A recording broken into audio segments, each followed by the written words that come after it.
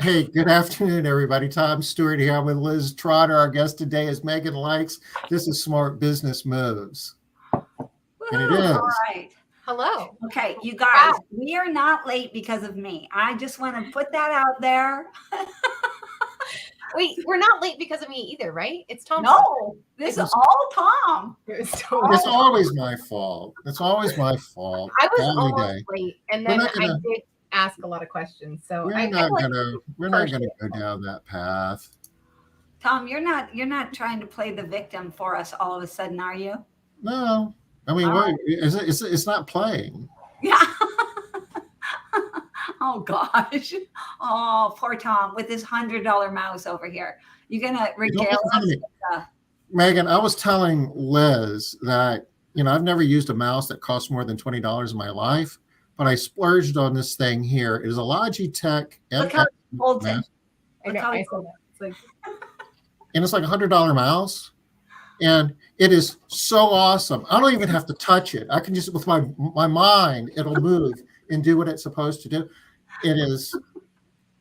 It's heaven. If you ever want to splurge on any type of computer or whatnot, buy this mouse. okay, I would like your affiliate link, and because I'm realizing since I moved houses like 2 months ago, feels like 10 years ago, and I still don't actually have my mouse plugged in. So I'm still using a trackpad at my desk right now at home. So yeah, send me your affiliate link. I'm in. You would think that we would have one, Liz. We don't have an affiliate link, do we? We do not. No. Okay, we need to have a sidebar conversation about this because I have some ideas. But yes, it's very easy to do. Go, Tom. Now you have 2 agenda items to talk to Meaghan about. Yeah. Oh boy. Yeah. It's making us money. That's I'm writing stuff down now. I can remember one thing, but this is getting complicated. 2 things. All right. Meaghan, how are you? We haven't seen you in a while. I know it's been a minute. I can't remember the last time I was on the show, but you guys have gotten like big. You guys have like a full calendar and you have a handler and it's like a whole thing. I love it. It's I'm impressed. You professionalized the Daily Show to a new level. Have you ever heard the saying, Meaghan, putting lipstick on a pig? Have you ever heard that saying? There you go. I like it. It works. If only you knew how the sausage was made. I was trying to share this out so that people can follow along with us because I think based on our brief conversation that may or may not have made us late, this is gonna be really fun. This is gonna be really helpful. What do you guys think? Well, you guys know what happened yesterday and again today? I do not. Are we talking about the market? We're not going to talk about the market. No, we're not about the market, but we are going to talk about the consumer price index because that's relevant to what we're doing here. Inflation still happy. That is not her I'm so happy face. No, I mean, I don't know what he's going to say, and I just am like, I'm a doomsday. So in my head, we're already at like 42% inflation for the last 12 rolling months. And so tell me what you're going to tell us, Tom. I love it. I want to hear it. Okay, well, I'm trying to figure out how to make my new computer work. You share something. Huh? Here we go. Share something. Yeah. How about that? He has 2 42-inch screens on his desk, Meaghan. I'm sorry, did you say 42? 2 42-inch screens. Wait, I'm sorry. So he's 84 inches of monitor in front of him? Yeah, I do, actually. Like 4 computers. When he showed me the picture, I was like, that looks like 4 computers or 4 screens. Yeah. That's insane. Okay, what are you going to show us? Okay. Right. I like seeing unchanged. That makes me happy, but I don't think that's what you're going to show me. It was actually, though, expected to go down because gas prices are down and everything else. And they announced this yesterday. And, inflation is still increasing. And, stock market obviously didn't do well yesterday. I think it did a little bit better today. But, I guess the thing we do this every month, Meg, and we do this, and then the JOLTS report comes out talking about there's 2 job openings for every person looking for a job because we're running a business. We need to know these things, and we're going to be talking about profitability today. And being profitable in a highly inflationary world is uncharted territory for anybody running a business today. Last time we had inflation like this, that was 40 plus years ago, right? Well, So we're still not seeing this. So can you show us the chart that shows us this? Can you show us the rolling 12 months number? I feel like that's the one I like to throw in people's face. Yeah. Oh, I think it was right there. Okay. historical data. These are city averages. So, all right, now you're gonna make me look on the CPI. Did you find it? Episode. This is gonna be a really fun episode where we're like, everybody, go on your computers. It should be here, right? I feel like you just need to. Home data. Latest numbers. Well, that's where I am here, but it doesn't give me the graph. Stall, Liz, stall. Come on, tell a joke, Liz. I wanna see a graph. I'm over here efforting as well. But my mouse is not as silent as Tom's is. Okay, I found it. Okay, All go to the top, economic releases. No, sorry, go up. I'll keep going up. Oh, you moved away. Oh, you're still there. Click on Bureau of Labor Statistics again. You were so close. All right, now we need. Can you make that bigger? Bigger? Yeah, like. Oh, you mean taking up more space? You got to remember that Your on screen this is- 42-inch screen, it is huge, Megan. Oh, okay. Here, can I share? Yes, you may share. Why don't we do No, that? you did it. You did it. Click on economic. Oh, okay. Well, okay, I can go. Here you I know y'all are kind of fun to watch. You know, Megan, This and is you not were, any you were- idea. This is nobody's idea of fun. This is not anybody's idea. Okay. You know what's ironic about this? Before we went on, Megan was complimenting us for what a great job we've been doing with the show. I did that publicly. It wasn't even okay. Click Oh, on you are? Okay, so we're click on economic releases. This is worth the pain. Go ahead. Okay. All right. No, just click it. Like use your fan. Like click it all the way. Yeah. I am, and it's doing the drop down. Okay. thing. Try latest releases. Yeah, and then at the very first one, consumer price index. Oh, down below. Nope. Okay, that'll work. Consumer price index summary. Perfect. Okay, now scroll down. Oh, we did it. Okay, pause. That's the table that I like. And on the far right, it has the unadjusted 12 months ended August 2022. So 8.3% is. We did all that work to find 8.3% as our number. I'm exhausted. You're exhausted. Okay, so 8.3% means that if you've not raised your prices by at least 8.3% in the past 12 months, you've lost money. It's come straight from your pocket as an owner, right? Interesting things on here, like fuel oil, 68.8%. So if you have company cars and you're paying for gas, or if you're reimbursing employees for gas and you've not accounted for that in your pricing, 70% increase in the past 12 months. I like to think about the food number. So like food at home, 13.5%, cost of eggs, cost of milk, cost of, orange juice. If you haven't given your employees raises by 13.5%, like they're losing money from you as an employer and maybe looking around. I don't know. Oh, how do you interpret this, Tom? I'm sick of hearing my voice. Your turn. No, you're all over it. I just use the mouse. I agree. We talk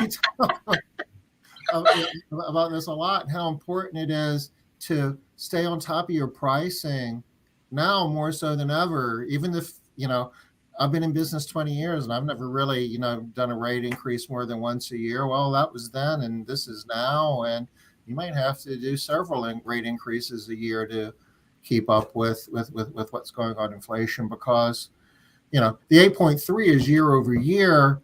And they're talking about it's not even going down. That number keeps getting bigger. But Well, it's not totally true. I gave a talk in May and it was 9.6. So I haven't actually looked at this since May. So we've gone down. This is true. It got bigger. It got month over month. It got bigger by a smidge point. But year over year. Yeah. July it was. Well, and we have to this remember is, rolling 12 months. We're also accounting for last fall. and this is the headline number, the core number, which doesn't have energy and food, and for whatever reason that's supposed to be more significant. That even rose. Scroll more. up, and I think it will give it to you in words. It's not super great, but scroll up. It did have it. Yeah, go up. Yeah, and all those small words. Yeah, in there, I think it will have 8.3 3 for seasonal adjustment. Increases in shelter, food, medical care were the largest. The increases were mostly offset by a 10.6% decline in the gasoline index. Food index continues to rise. I mean, why are we talking about this? This is depressing, Tom. Doom and gloom. People need to know. Yeah, we need to know. We need to Especially manage. if we're going to be talking about how to be profitable, right? Yeah.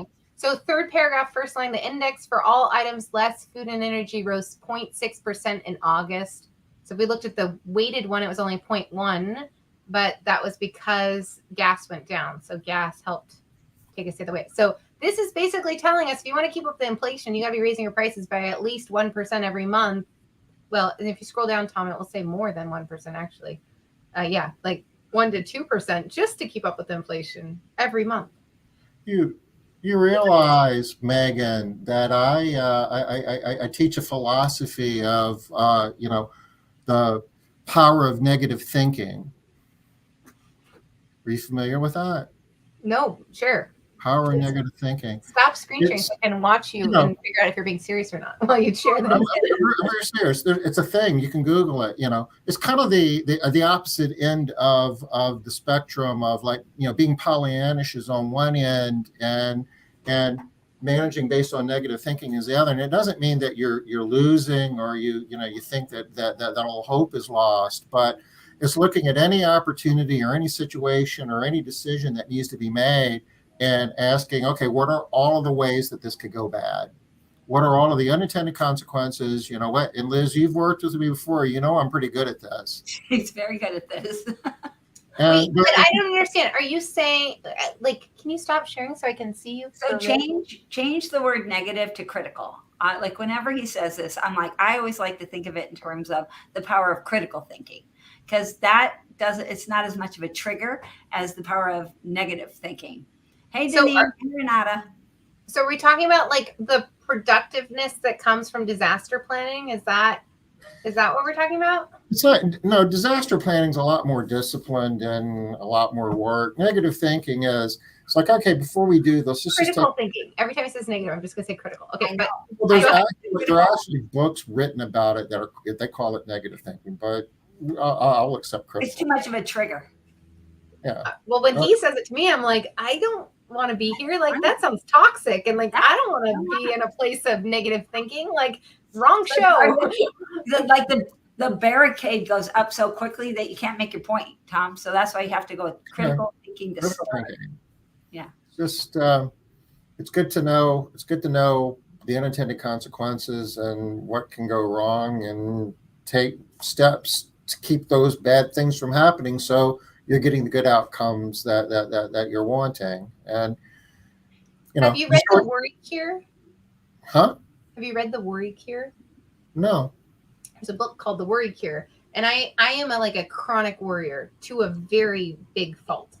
And I am third generation chronic worrier, and I am less chronically of a worrier than my mother and my mother's mother. But I my husband gets in a car, and I spend the entire time I know he's in a car thinking about the car crash that's going to happen. Oh, because I'm a woman, this happens subconsciously while I'm having this meeting, right? And while I'm cooking dinner, and while I, it's amazing what your brain can do. And the Worry Cure helped me realize what is unproductive worry, right? And what is rumination.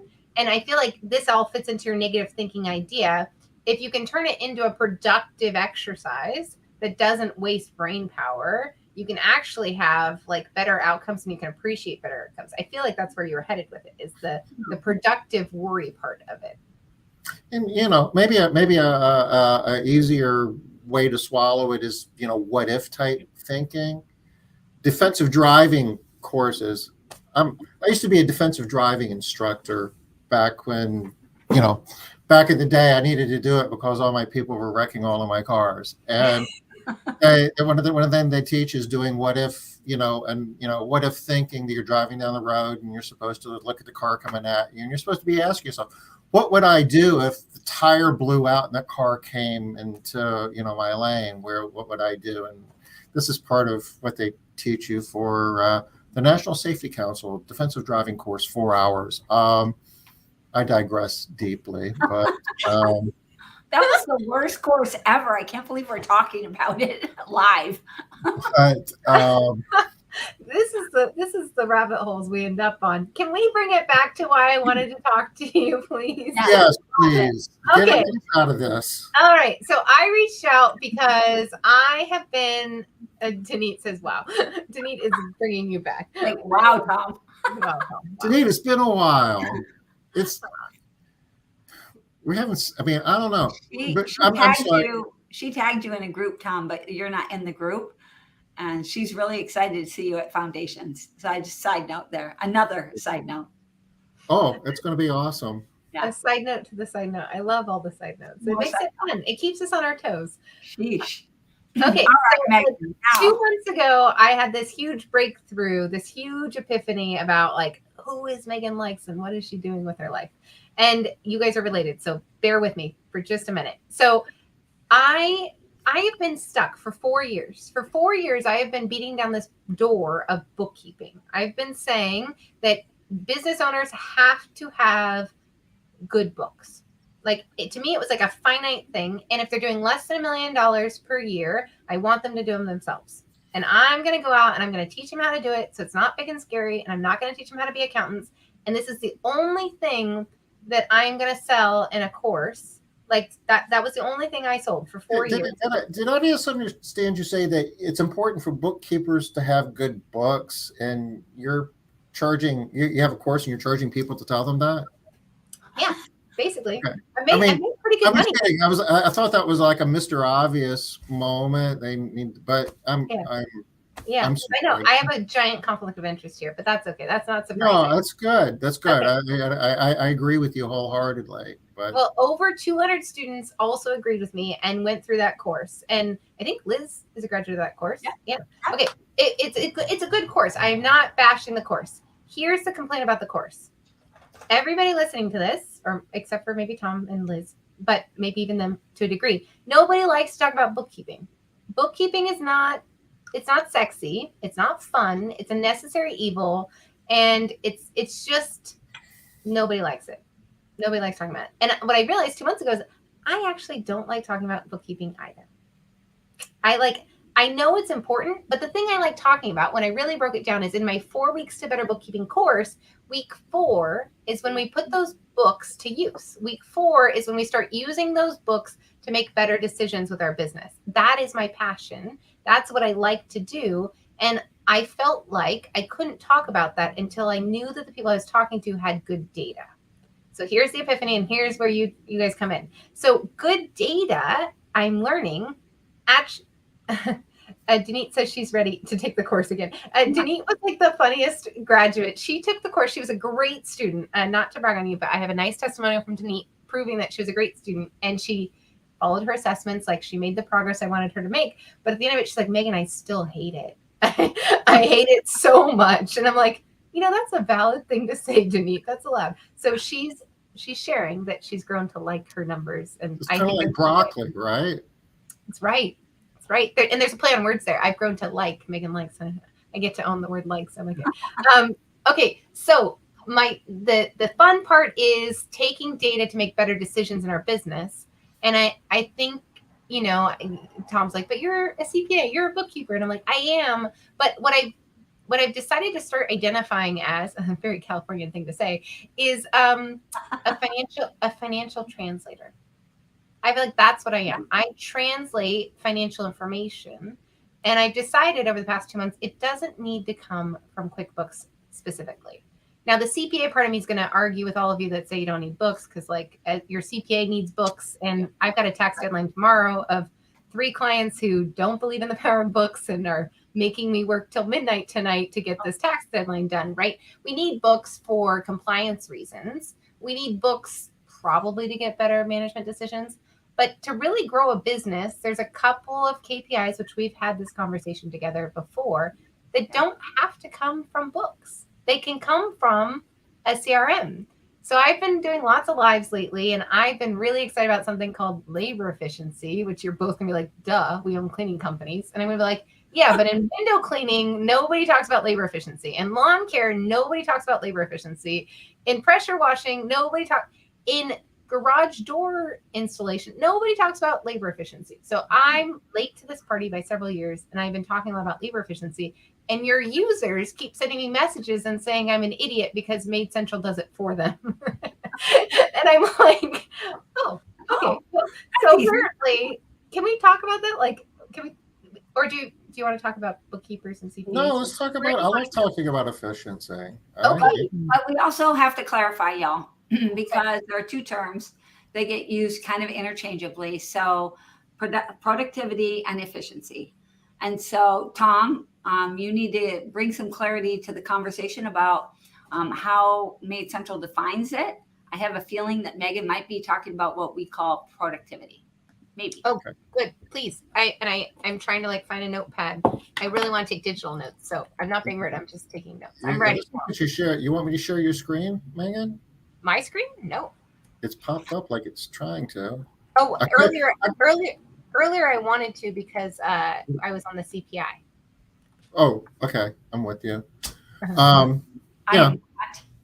There's two metrics. Well, there's a ton of metrics, but in this conversation, let's talk about productivity and efficiency. Productivity talks about, in a house cleaning context, how well are we using our time when we're clocked into a job or cleaning a home. It's a ratio of the time that we predict it will take to clean the home. In Made Central, we call it the allowed time, which is an engineered number which figures out the number of labor hours it would take for your average cleaner to clean it. And we call that like the normal time, and it's what somebody who has a productivity 100% would take to clean it.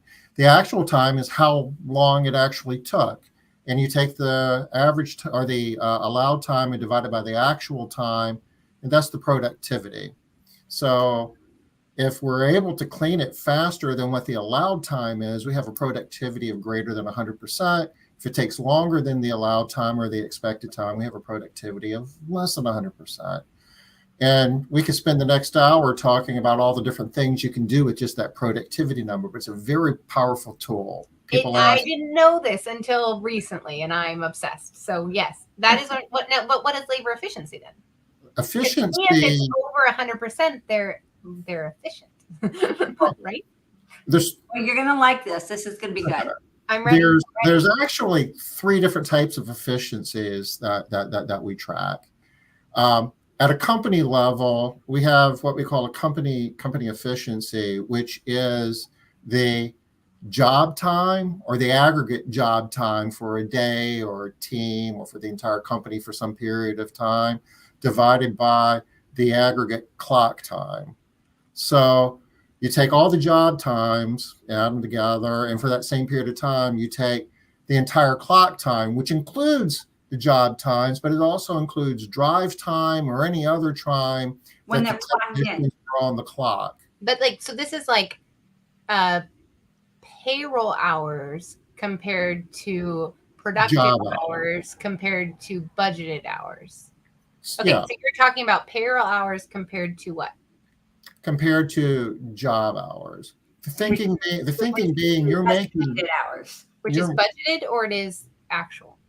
Well, there's for this example, let's just say actual job hours divided by actual clock hours gives you the company efficiency rate. So if I had 6 job hours, and if I was on the clock 8 hours doing it, it would be 6 divided by 8. So my efficiency would be 75%.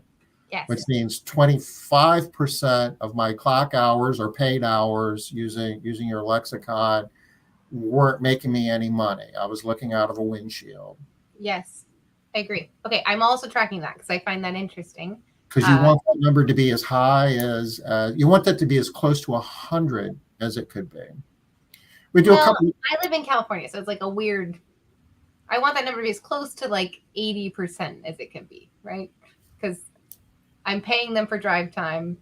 I'm paying them for their rest breaks. I'm paying them to load up the vehicles and unload the vehicles. So if you got a business model. 80% is Okay. your 100%, because I'm in California and I have to pay for that stuff, right? And of course, I know a lot of people in our industry, after looking at Made Central and seeing what their efficiency factor was, figured out, you know what? I can have my technicians wake up in the morning, pick up their phone, see what homes they're cleaning, drive their own car to the first house, and save all that loading up and at the office and everything else. And they're not on the clock until they're starting their first job. And then if you're able to schedule their first job and clean their neighbor's house on the second job, and when they finish their second job, they're basically done and they punch out of the job and the clock, because then they're driving home. You really can have an efficiency that's not 100%, but it's 98. pretty close. Yeah. Or if you just have them do one job, right, all day long, they go clock in, they clean all day long, and then they go home. I feel like you guys are like plugs for what I wanted to talk about. That's exactly what I love talking. You know, like if you get a higher average ticket, then you are more efficient, right? Like, so the bigger the job, the more efficient we're going to be. We don't have the setup. We don't have the cleanup. We have less kibitzing with less clients. We don't have the drive time. Yeah, I love that. I actually gave a podcast interview about that exact topic this morning. I'm on board. But labor efficiency, that's what I think I'm more excited about productivity, this idea of budgeted time versus actual time. And then Liz is going to tell us all about how we can like motivate and inspire our team to be more productive with incentive pay and performance pay and stuff like that, right? So there's a lot of different things that we can do to get them to be more productive. Tools, right? Tons of different things, different supplies. But that productivity number, we definitely want to be getting that number up. We want both of those numbers high. And one of the things that Made Central does that I really love that we don't talk about a lot is the idea of normalizing the hours. So if you have 20 cleaning professionals and, 3 of them are just rock stars that are always clean faster, and then you have 10. Hey, Kevin. How are you? I haven't seen Kevin in a while either. That are not rock stars and clean really, really slow. We get kind of this idea of normalized hours. So like what the true average, right, of what somebody is, we can get it done in. Yeah, true average, but also like how many business owners who don't use Made Central aren't tracking their productivity, and they have no idea who their rock stars are. Their gut says they know who their rock stars are, but they also maybe, like, I think most owners probably know who their rock stars are. I take that back. But we don't know the range between an A player and a D player. We don't know that productivity hours can vary. Like I did an analysis using Service Titan for a client recently, and we had a range from like $42 an hour to $397 an hour across 40 employees, right? And like the owner, there's no way the owner knew that. And I love it as the accountant who never goes to the shop. I'm like, oh, so this is a new guy, right? And they're like, he's been here like 4 years. I'm like, oh, so he's going through divorce, or he has cancer, or like, tell me what's going on. They're like, I have no idea. I'm like, well, you need to go sit this guy down like yesterday, because you're losing your shirt. And I feel like that's what this data does. And I love, so normalizing is one thing, but ranking, like transparency to rank our staff and show them like, my top performer, now that I'm tracking this every week, he's performing at 3 times the rate of a new trainee. And I'm like, okay, so my training clearly is not talking about productivity and efficiency. Like clearly my training is not spending enough time on speed, and quality is important. I want to see this ranked with my quality, and QDS does a great job of ranking my staff by quality and response rate. But now I've added a whole new element here but it's a component. You definitely need to be tracking that quality component at the same time, or you can get yourself into some big trouble, some spirals that are going the wrong way, right? People start being too productive. You know what? I just didn't clean the kitchen in any of the houses I cleaned today. I was ridiculously productive. I killed it. Did you see how fast I was? Like those 150%? I had we as a team averaged 130% last week in terms of our productivity percentage as a company wide. And I was like, what happened in the leadership meeting yesterday? And my field supervisor was like, well, Meaghan, didn't you notice it was 110 degrees outside? And I was like, oh, so we just need to pretend like it's 110 degrees every week and we're going to be that efficient? And he's like, yeah, our quality score is fine. We're at 4.6 out of 5 with a 57% response rate. So we were fine. But apparently when it's hot, they move faster. No, I would think they would move slower, but I guess they just want to get done. Well, we gave them light days, and everyone's trying to get out before it got hot, because where I live, it doesn't really get hot till 3 p.m. So yeah. Anyway. All right, so we weren't cleaning at 3:30 and going really extra fast, because I'm like, or doing windows at 3:30 in the afternoon and being extra fast. They're like in the morning trying to hammer it out, so they're not having to work. Oh, that makes sense. Yeah, it was kind of fun. Well, this has been like my epiphany. So I've been like kind of focused on maybe 8 different KPIs that can come from different places, and I've been putting them up. Like I noticed a lot of companies don't have a KPI tracker. Like they just use one source of truth, right? Like QuickBooks, for example. QuickBooks has historically been my source of truth, and the reality is there's things that we can do in our home services that make it easier, like differentiating between sales by day, production by day, and receipts by day. Like if you don't have credit card on file, those can be 3 very different numbers. And your sales number by day should be a leading indicator of future production by day. In maid service, you guys have it easy. I like to discount you because you're on recurring schedule, and your schedule doesn't vary like mine does, and you're not as dependent on sales for tomorrow. But I think it's still important to know, are we getting new clients coming in? Is the phone ringing? Like, at what extent is it ringing? It's still valuable to know the difference between production per day and receipts per day. Like for Jeff, he could never reconcile those 2 numbers. He's like, I don't understand why I'm broke this week. And I'm like, because your AR went up by 200%. Oh, okay. Now I get it. Well, in house cleaning, I mean, a lot of things are important, but in the spirit of sales, your biggest cost in any service business is the salaries that go to your direct labor, your cost of goods sold, the people that are cleaning the windows, or in our case, cleaning homes. So you want to maximize your return on that limited resource, especially in 2022, because when for most of us, it's really hard to find the help that we need. Anyone noticing though? Like we have so many interviews this week. It's weird. Has anybody else felt that? Huge shift from last week. The place. I'm seeing it because I have people across the country that I talk to every day, that we're seeing some people that are like, still, I can't find anybody. Same exact ad as in another part of the country. It's like, finally, the floodgates have opened. All the applicants. I feel like our floodgates open on Monday, and Jeff woke up and he's like, oh my gosh, I have 10 interviews scheduled this week. And to be clear, less than 2% of applicants make it to that interview stage and hire who. So, imagine to have 10, what is that? 200, like we had 200 good applications last week. What? That's crazy. A lot. That's a lot.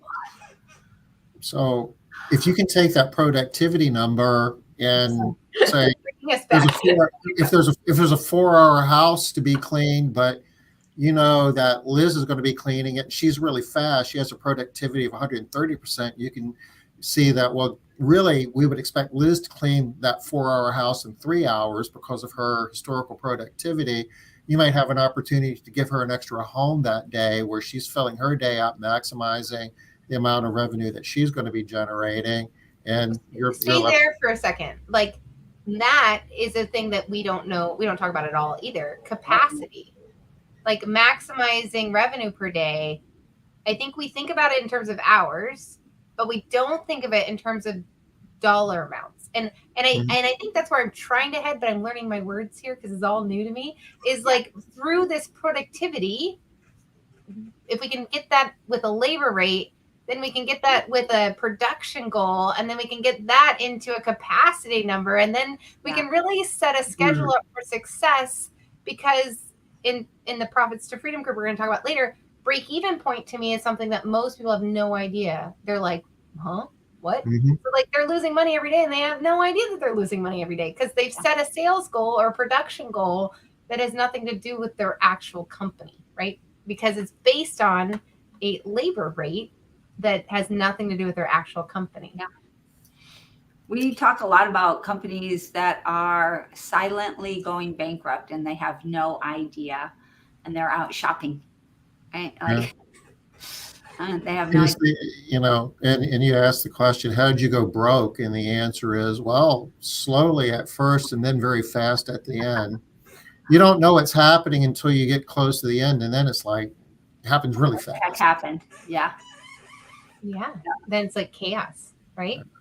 Wait, so how do we determine capacity, Tom? You lit up when I started to talk about that. Oh, well, capacity, if you've got your allowed times and if you know what your available workforce is and everybody's productivity, you can manipulate that in a piece of software that tells you, and you can do it based on revenue dollars, or you can do it based on allowed hours, how many hours you have available each day, and you adjust those hours based.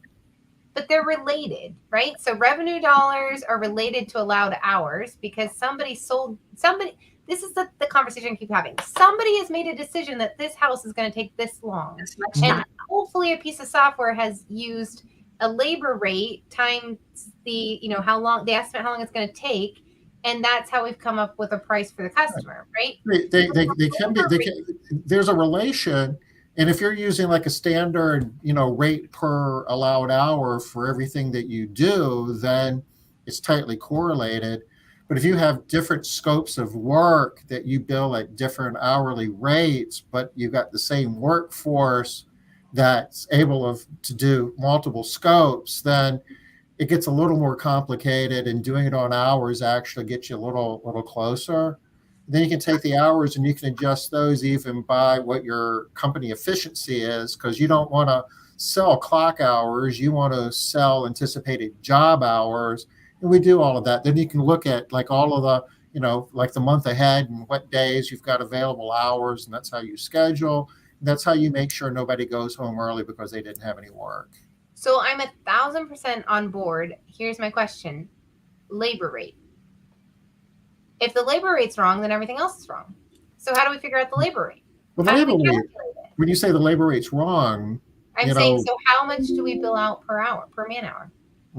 Well, right? Like every company needs to come up with that number on their own, and they need to plug it into a pricing. They need to plug it, Made Central somewhere. It needs to say this technician does this much per hour doing this task, right? Yeah. So how do we choose that dollar amount? Like what? I feel like that's been the fun part I've been working through is like, how do we calculate that dollar amount? Because my dollar amount should be very different than a window cleaning company in my town's dollar amount, because my company is very different than their company. We aren't selling hours. I mean, some people do, and situationally, you can sell, somebody's time by hour. That's not my recommendation. Certainly not my preference. It's but like, you just told me you are. You're not telling the client that. You're giving I don't quote by the hour. Internally, yes, but not externally. Yeah, that's my point. So hell no, we'd never tell a client how many hours we think it's going to take, or well, we will, but not how much we're going to charge per hour. But my point is, like, to make the price right for the job, we've had to make an assumption of how long the job's going to take and how much we want to make per hour. And how much we want to make per hour, I'm calling labor rate. And I'm realizing that most people have no idea how to calculate it. And I would argue it's important to know how much you want to make per job, but that really doesn't have any bearing on what the market's willing to pay for that. Part of that is doing a little bit of market research and figuring out what the market is supporting for that particular job. Like if you're talking about doing a house cleaning job, like general, maintenance every other week type cleaning, you need to do some market research and figure out, what your competition is charging for comparable service. And so if somebody's shopping, you need to at least disagree so much. Okay, but wait a minute, hold on. I want to make sure. I think that you guys are. I think we agree, but I don't agree with that last statement. Right, and I close my window while you explain, so I'm going to stand up. But please explain. All right, so Tom, I'm pretty sure that the thing that she's talking about is the thing that you say a lot also. Don't set your labor rate only based on what the market is paying right now, because who knows what your expenses are? We don't know what your direct labor is. We don't know what your indirect labor is. And so you have to set your prices starting that way. You have to come from what you have now, the data that you have now, set the prices there, not go out there, see what everybody else is charging, and then charge. But on the flip side, both things count. In the end, you do have to know that number to be able to make sure that you are competitive. Otherwise, you could do two things that are crazy. You might call somebody and they're charging $32 an hour, and you literally have labor costs of $30 an hour. Oh. Or like $35 an hour, right? Like more likely upside down. But Carrie Knight, like, she works with you guys now. She was the one that taught me we never compete on price, like ever. No. I'm not talking about competing on price. I'm talking about just knowing what the market is. Listen, let me finish this. Okay, I interrupted you. I'm sorry. I'll give you a comparison. If we're doing commercial cleaning, like big jobs, a lot of those are what they call open bid, where I'll tell you what I'm going to charge to do, this particular job every month. I'm going to charge you, $50,000 to clean your building. And this is how I came up with that. It's going to take this many people. This is what I'm paying per hour, fully loaded. It's going to be this, these are supplies, bing, bing, bing, bing, bing. I'm making 2% profit. So that's why I'm charging you that. If you don't want to pay me that, fine. Tell me what you want me to take out of this, and I can do it. And basically, you tell me what you're willing to pay, and I'm telling you what I'll do in consideration for that. I'm telling you this is an hour, but it is still an hour calculation time. You're still saying, oh, I'm going to have to reduce the amount of time. I think that's all that Meaghan is saying, is that it is. But I'm also saying Mrs. Jones cleaning her house every week doesn't give two hoots about what my costs are. She just wants to get her home cleaned, right? Yeah.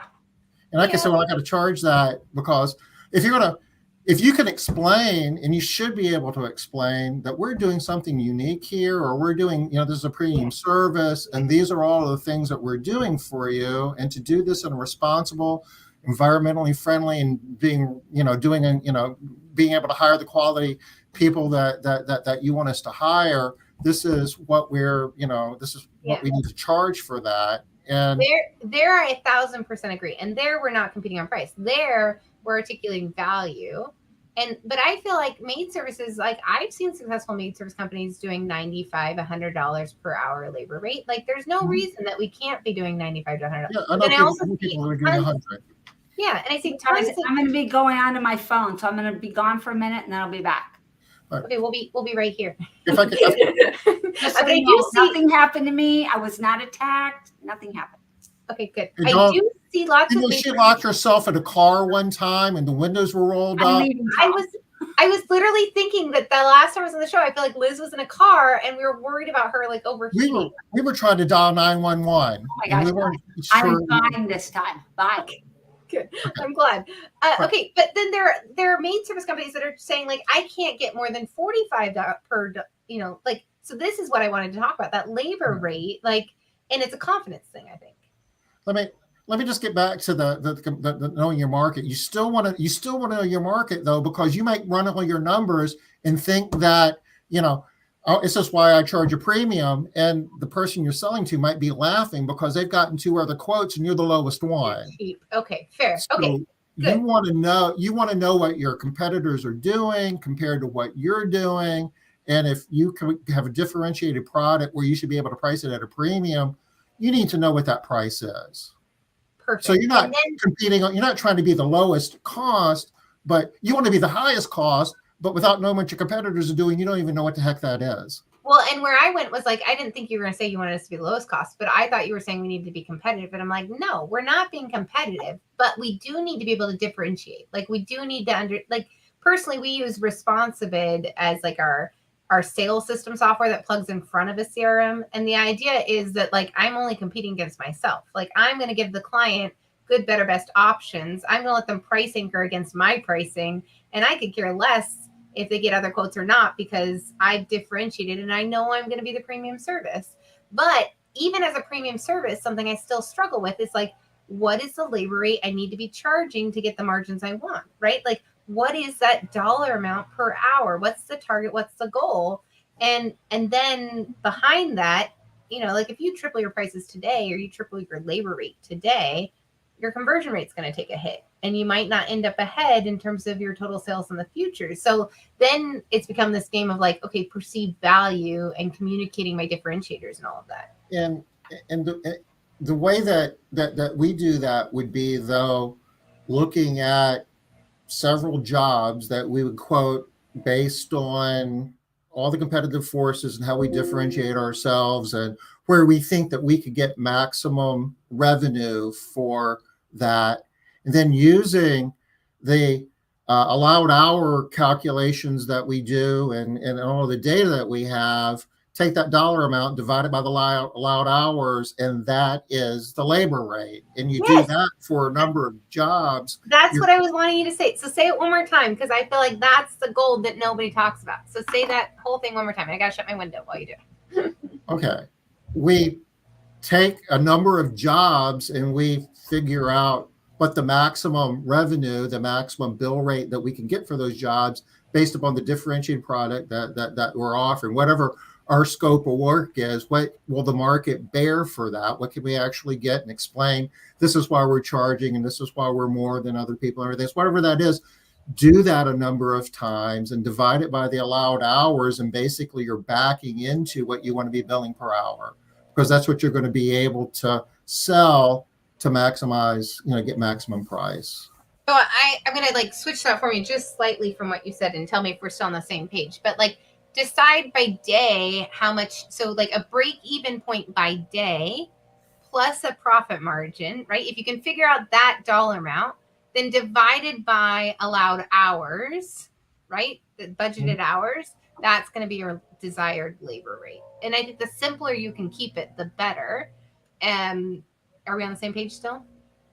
Maybe. It's like by job, I think is hard. Like you might say it's easy, and you're you do an average. I mean, I guess for us and most companies, they say for the moment, based on market conditions and what our costs are and what we think the market can bear, we're going to charge $70 an hour for this scope of work, and that's what we apply to the allowed hours that we calculate for every job. The hard part is calculating the allowed hours. That's where the work is. That's where the art is. That's really where it comes down to. And then it's just doing multiplication with whatever your decided bill rate is. Yeah. Yeah, that's true. I was gonna say I think we choose our hard, but now I'm realizing you're right, because this whole thing started with productivity, and productivity has to do with time, not with money. But times the right number equals the right amount of money. I think that I think so. We're starting. You're like chicken before the egg. You're starting at hours. When we teach this, we just like, I don't even want to talk about dollars. When you're quoting, forget about dollars. Tell me how long it's going to take. You tell me how long it's going to take, and then it gets really easy at that point. Well, tell me how long it's going to take, and tell me how much you want to make. Right. You have to know both of those. What you think you can make. I'm all about pricing. I feel like you can make as much as you want. Like, this is America, right? Like, that's not the point. How much do you want? It gets to a point though where if you're charging $1,000 to clean somebody's home, they're going to say no thanks. So you want to be able to differentiate and certainly help people understand that you have a unique product that's worth paying a premium for. But then at some point you're gonna lose overall profit because you're not closing enough jobs because you're so much higher than the next best alternative. So price matters, but pricing is really underappreciated. This is a whole nother discussion. You know what, Meaghan? You need to come back again. We need to talk about pricing. Well, we're talking, but can you put Dom's comment on the thing? Because I think it's relevant. Can you throw his up there? Oh, I haven't been paying attention. I'm sorry, folks. That's okay. But I like Dom's comment because like I get a little stuck in my California world, and Dom's like, yeah, not everybody wants to be premium. Some of them, they want to do volume, right? Like, and I think commercial's a good example of that. Commercial, they don't really care about premiums. I mean, you can argue with me that they kind of care, but they don't care as much as they do in residential. But okay, I mean, I completely agree with the statement, Dom.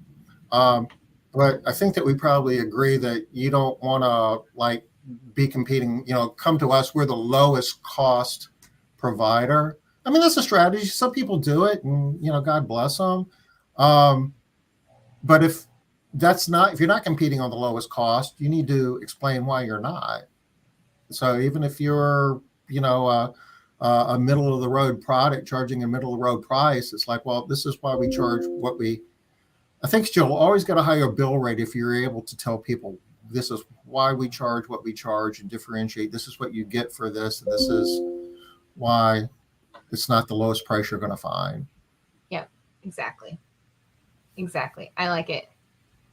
Oh, he's saying me, you, and Meg, but some do. Yep. I don't know. I don't know what he. It's fine. I'm closing down things because you were glitching there for a second, so I'm trying to close my other screen here. Meaghan, you've got a program that you're doing, and we're got a little bit of time left, but we're boy, an hour sure flies. You want to tell us a little bit about what you're working on? It sure does. So when I had this epiphany that we don't have to talk about bookkeeping, like that if I'm a financial translator, I can translate data that's not just coming from QuickBooks Online, although I'm still a huge fan of QuickBooks Online.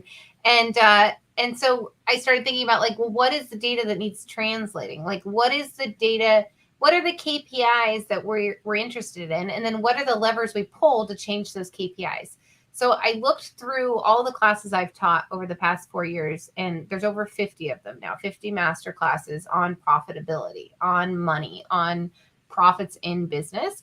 And I put them together with my favorite 6. So I pulled out my favorite 6, and my favorite 6 talk about like, how do you build a KPI tracker for your business? How do you set a financial goal and actually meet it? How do you make a budget? How do you cash flow plan? How do you price for profits every time? I put together these top 6 classes and I put them in the order that I thought that they should be taught. Like, so what's the foundation that we're based on? Like, what is the biggest bang for our buck in terms of learning using the data that we have available to us in our businesses? And then how do we like put that on steroids? Like, how do we keep going till we can set ourselves up for success? So it's a 6-week live course. I haven't been teaching live courses lately. I've been busy doing other things. 6-week live course called 6 Weeks to Financial Freedom. And it's when you say live course, is that live like on live Zoom? Online? Live online. Okay. Yeah. So or is it live like we're going to come out to California and sit in your living room? Do we need to have a conversation about that? Are you coming to California? I may be at some point. I feel like I saw something with El Dorado Hills, and I was like, I'm offended that I didn't hear about this. No, not me. I wasn't. Okay, maybe it was Liz. Maybe I'm picking a fight with the wrong person. But I feel like one of you is coming really close to me, and like close to me, I mean like within an hour. And I'm going to be offended if I don't get to like see you guys in real life. But that's okay. No, this is live online. She's doing a workshop out your way. Yes. A workshop in El Dorado Hills, like soonish, I think. Mm-hmm. Okay. I believe so. So this is live online on the Zoom. So once a week for 6 weeks, Tuesdays at 3 p.m. Eastern, 12 p.m. Pacific. And it's part of my membership group. So the idea is that it's like, how do you measure data consistently to improve your profitability? And how do we actually track this? Like when I have students that tell me like, oh, my net profit went up 30% after a class in the first 6 weeks, I'm like, I would like, tell me more. Like that's the kind of impact we're talking about and making it measurable. Tell me about your membership group. So you have a membership group, and if you're a member of your membership group, that's a bit redundant, but this is included. This is part of what you get. That's right. And my membership group used to have a terrible name. It's called Profitable Business Accountability Group. It was really bad. So now it's called profitstofreedom.com. Oh, I love that. That's so much better. So much better. Profitstofreedom.com. And it has like a monthly Q&A with me. So if you need to ask a CPA question, you actually have office hours with a real CPA. And then as a monthly class with my friends, because I'm not a know-it-all. Like I don't know it all. So monthly class with my friends. And it's been around since COVID. It started in February of 2020. And we're reviving it with this 6-week class because what I'm realizing is like I want my members to have a common understanding, and I want them to have like I want them to go through this together, and then we can do continued learning. But until we fix these 6 financial things in our business, yep, there you go. That's it. And it starts in 5 days. Holy cow. It's starting soon. So I'm going to take the link and I'm going to drop it in chat. And So there's a coupon code for your people. It's SBM number 50 for $50 off their monthly subscription forever. And you can cancel whenever. So if you want to just hang out with me for 1 month, that's fine. But it's a 6-week course. Do you see what I did there? I'm hoping you give me at least 2 months of your time. I'm hoping you give me at least 2 months of your time to really make a difference. And yeah, that's it. So That's it. you know what's so awesome about this?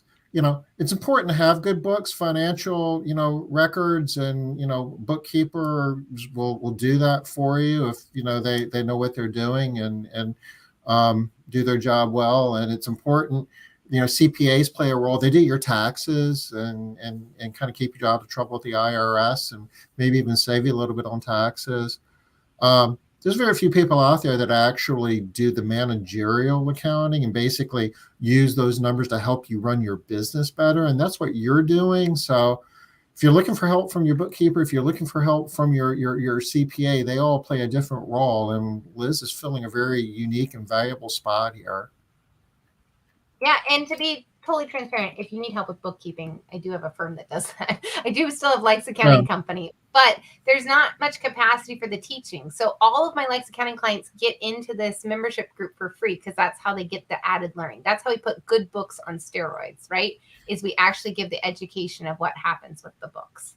So yeah, that's what I wanted to share. And I wanted to talk to you about labor efficiency, and I wanted to publicly give you a pat on the back about Made Central, because my Facebook messages have been blowing up. You know, Made Central just does that for you. You know, Made Central would just have that if you had it. And I was like, I did not know that, but now I do. Thank you for sharing. Yeah, it's awesome, and I appreciate that. I do. It's important. It's important, you know, to run a profitable cleaning business, and those metrics are a big part of it. I'm going to say publicly that Tom and I are going to have a side chat about Made Central and QuickBooks Online in the nearest future. So I'm excited about that. We are. We're gonna spend some time digging and looking for opportunities to create more value. Yes. With that being said, I'm assuming Liz said that she was going to be okay. I haven't heard from her. She's never made it back. Do we send the search party? Is that what we do? I don't know. I could tell you some stories, but we're out of time, so we'll have to save them for another day. Meaghan, thank you so much. Thank you. That went awesome. So fast, and it's always fun. So thanks. You are an awesome guest. You truly are. You need to do this on a regular basis. All right, good. Carrie, did you hear it? I'm a good guest. I am. All right. We'll see you guys next time. Take care. Wednesday, 5:00. Bye-bye.